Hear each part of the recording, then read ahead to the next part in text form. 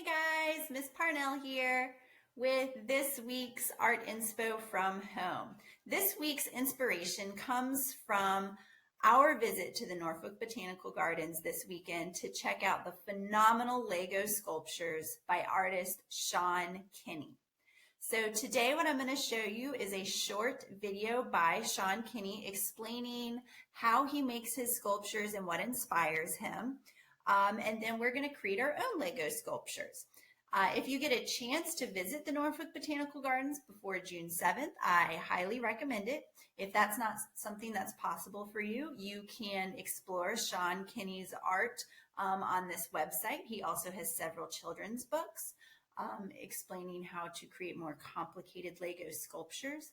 You can also visit the website Norfolk Botanical Gardens to check out some of his work and some of the other beautiful plants and exhibits they have there. If you don't have Legos, don't worry. You can always visit one of these sites or the garden itself and bring some paper and pencil and sketch some of the sculptures you see or some of the things found in nature. So what I'm going to show you now, though, is a little bit from Sean Kenney himself.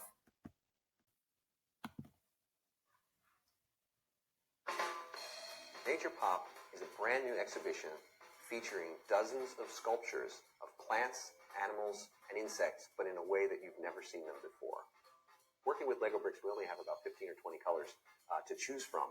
You know, when we do what I call our life modeling, our realistically detailed colored sculptures, we've found that the experience of wandering around a botanical garden or an arboretum and stumbling upon the sculptures as you spend your day there is a really, really unique experience. Ironically, we are using earth tones, right? Tans, greens, browns, and so our sculptures actually don't pop out as much as they otherwise do when they're in a gallery setting. You know, when you think about Lego, you think about primary colors. You think red, yellow, blue. In looking back on my body of work, I've done all kinds of different works that skew towards highly colorful but minimalist. And I thought, well, it's about time that I took this idea of creating brightly colored yet aesthetically minimalist sculptures with my touring exhibits that are all about plants, animals, nature, and things that I believe in, and just combine those ideas together to create what is now Nature Pop. I think whenever I create my work, I need to have a personal connection with it. You know, I always want to create something that feels alive somehow, that feels real. I like that idea of that suspension of disbelief. You know, you can really think that that creature is there, a moment frozen in time. I definitely anticipate people's reactions to this are going to be different than my previous shows. You know, it's one thing to make these things in the void of a studio or to set them up in a gallery, but putting these out in the grass is really going to make them look very, very different than I think anything else. I want you to feel like there's some magic there. So that was the Lego art of Sean Kenney. Not only is he a Lego sculptor, he published his first cartoon at the age of 18.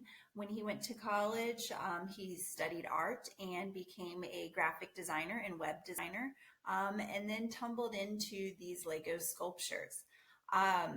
One of the really cool things that I think about this art is how it's all made of these tiny geometric shapes, squares and rectangles.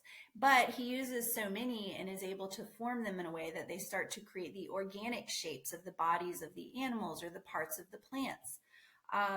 So obviously our Lego sculptures aren't going to be like the artist Sean Kenney, but we can still create our own sculptures inspired by him. So this is what I've created. It's a hippo head.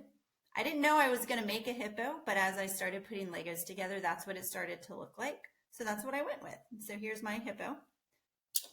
My oldest daughter created a flower. So here's her beautiful little flower. And then my youngest daughter created our dog. He's a Pomeranian named Oso. But then she decided he needed a jetpack. So here is his jetpack. Oso the Pomeranian with a jetpack. And then we also have a nice little giraffe here. So I wonder what kind of cool sculptures that you can create out of your Legos inspired by nature and the art of Sean Kenney. Bye, guys.